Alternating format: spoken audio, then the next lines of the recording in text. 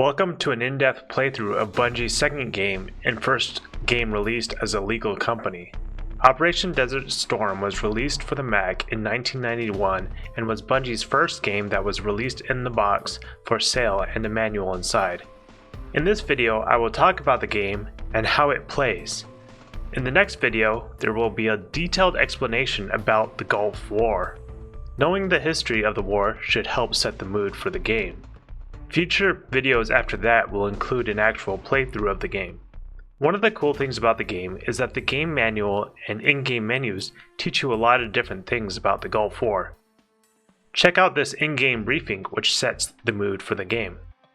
On Wednesday, January 16, 1991, the United States of America and the Allied countries initiated Operation Desert Storm in response to Saddam Hussein's hostile occupation of Kuwait.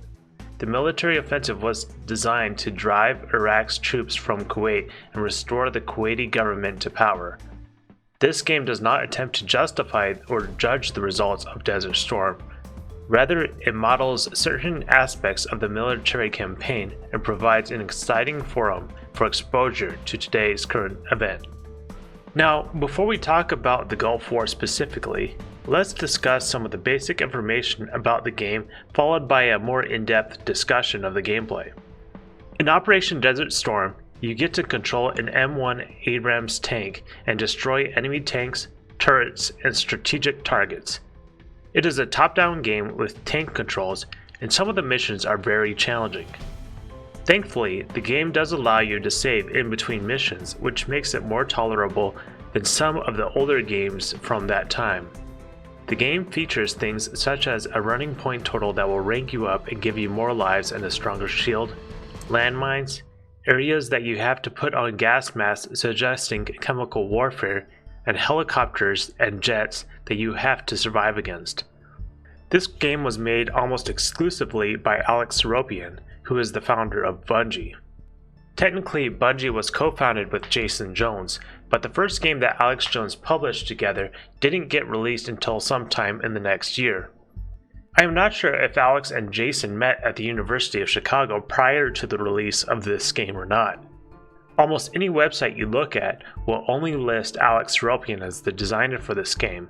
However, if you look at the game manual, you will find some other names listed. The funny part is that the other names were listed as Bungie staff with their positions labeled as musicians on certain instruments.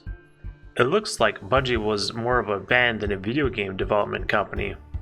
Regardless, it is unclear who these individuals are or how they contributed to the making of this game.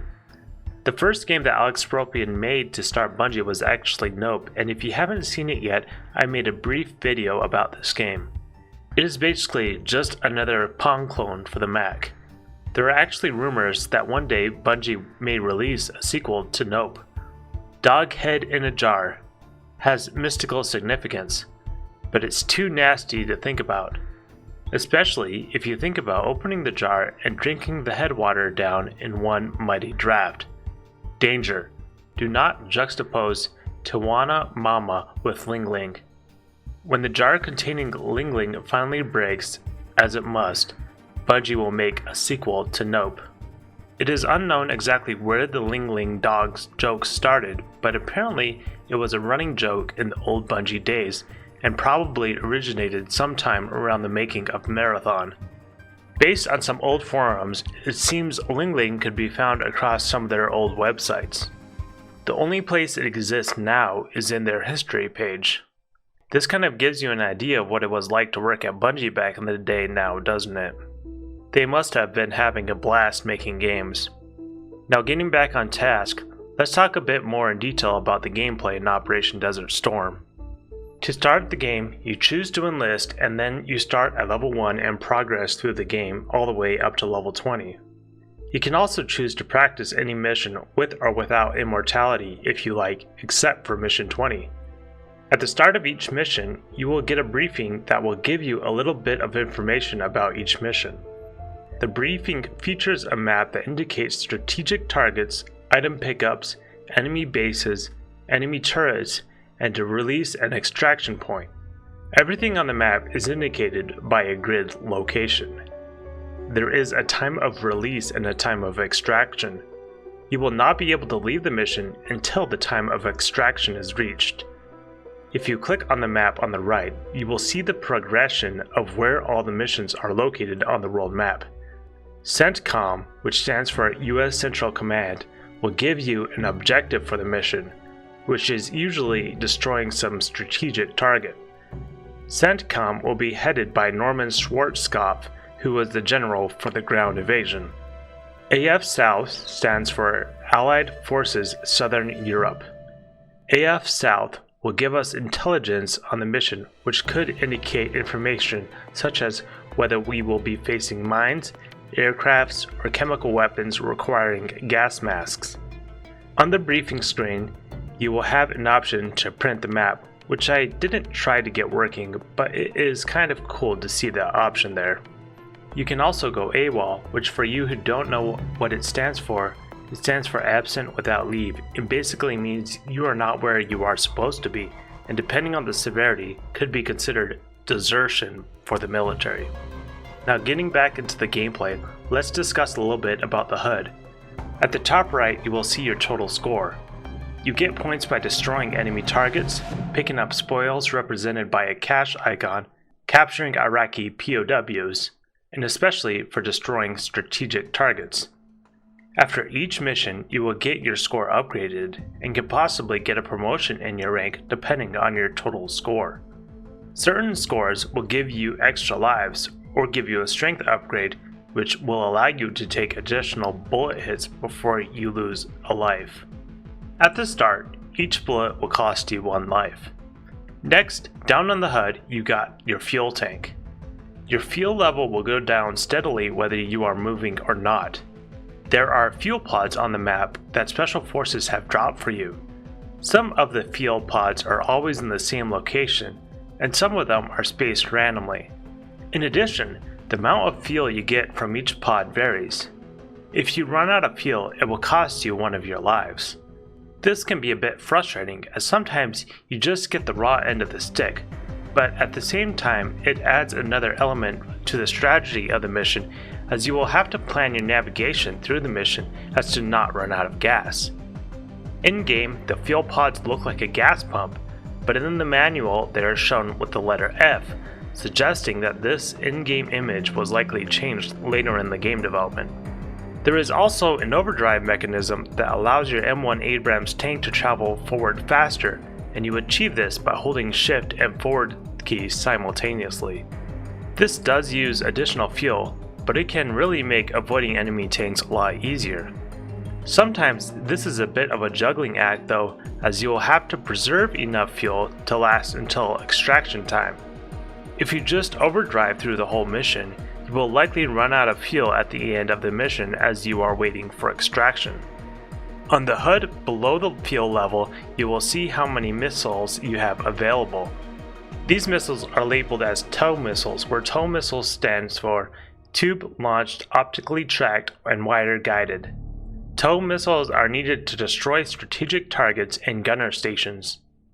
On the HUD below the missile supply, you got the mine indicator on the left. When you approach a mine, you will hear a sound and an exclamation mark warning you of a mine will appear on the box on the HUD.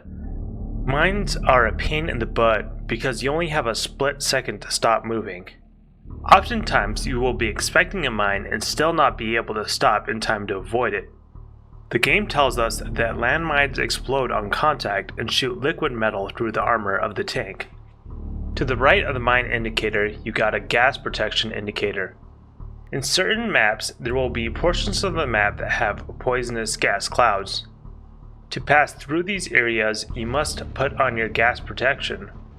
While you have your gas protection on, you are unable to shoot, which would obviously be very dangerous in a poisonous gas cloud. The annoying thing is that enemy tanks can shoot within the poisonous gas cloud with no problem. At least we can appreciate that Bungie games have come a long way. During the invasion, the coalition were nervous about the possibility of the Iraqi using chemical weapons against them. The Iraqi had used chemical weapons in the Iran-Iraq war that occurred a few years earlier. Below the gas protection indicator is a timer. This timer is important because it will help you determine how much time you have left before extraction time. Below the extraction time is your current coordinate location. Below your time and coordinate indicator is the time and coordinate location for extraction. The box to the left of this is actually an image of an armored transport delivery vehicle. These vehicles are used to transport your tank between missions. At the start of the mission, you will get released by this vehicle, and at extraction, you will have to drive up the back of the vehicle to finish the mission. At the bottom of your HUD is your current strength indicator and a number indicating how many lives you have remaining. At the start of the game, the strength indicator doesn't really tell you much and just has a picture of a tank, but as you get promoted into new ranks, you will gain more strength and the number of bullets you can take will be indicated by a heavier border around the tank in the strength indicator.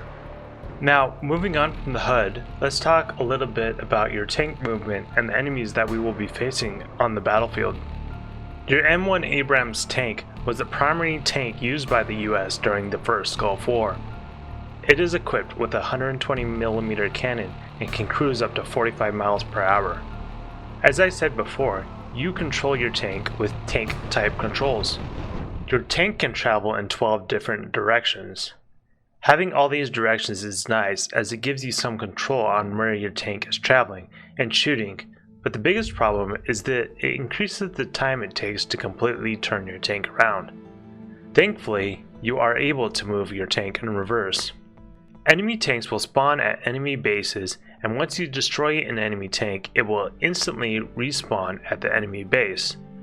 It would have been nice if there was some kind of cooldown timer before the enemy tank respawned.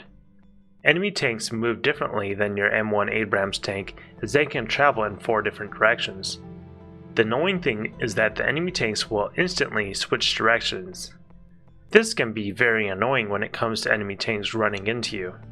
If you collide with an enemy tank, both you and the enemy tank will get instantly destroyed, costing you a life.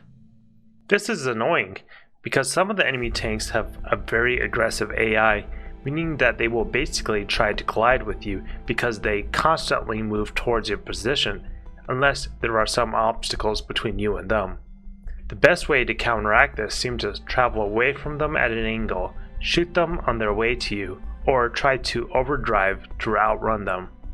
The Iraqi tanks consist of the T-55, T-62, and T-72 tanks that are all Soviet tanks that Iraq had acquired over the years.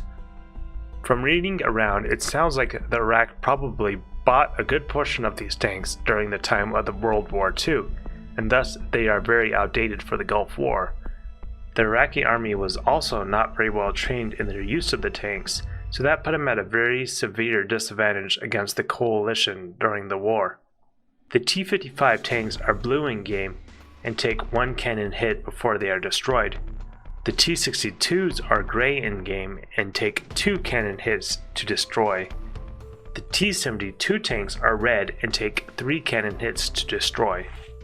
The Iraqi forces also have G5 howitzers that have a 155mm gun with a range of up to 24 miles. In-game, these cannons will continue shooting in a straight line, so as long as you have room you can easily go around them and blow them up with your tank's main cannon. The howitzer is much more modern than the Iraqi tanks. Next, we will face multi-directional gunner stations equipped with 5 to 8 105mm cannons. These bunkers can only be destroyed by using tow missiles. However, you will not get enough missiles to destroy all of the gunner stations in addition to the strategic targets, so the best thing to do is to dodge past them and to save your missiles because the number of points they give you is much less. 150 points versus 500 points. Really a no-brainer. Next we got the aircrafts in-game. In reality, the coalition tanks in the Gulf War faced almost no resistance from the air. Basically, all of Iraq's air defenses was destroyed prior to Operation Desert Storm ground assault. The planes and helicopters appear in certain levels, and when they appear, they will randomly show up on the map and start shooting you. They will shoot 2 bullets at a time. I think the only difference between the helicopters and the planes is the amount of time that they will appear.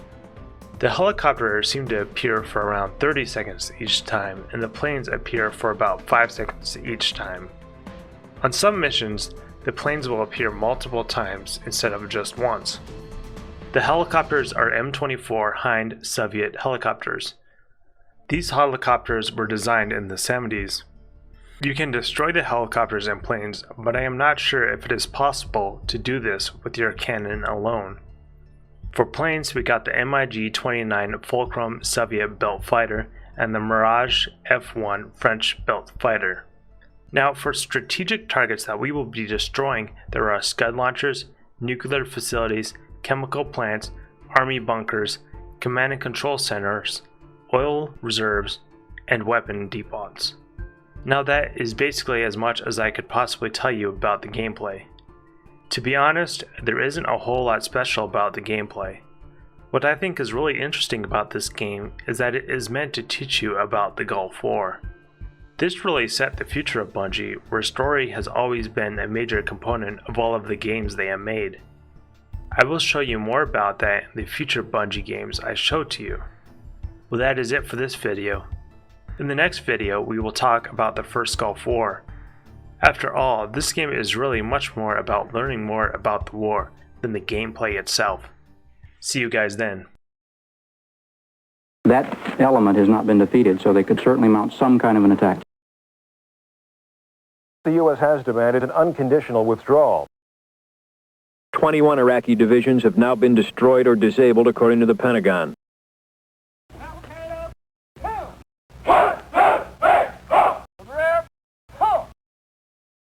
President Bush says the Soviet proposal to end the war is unacceptable.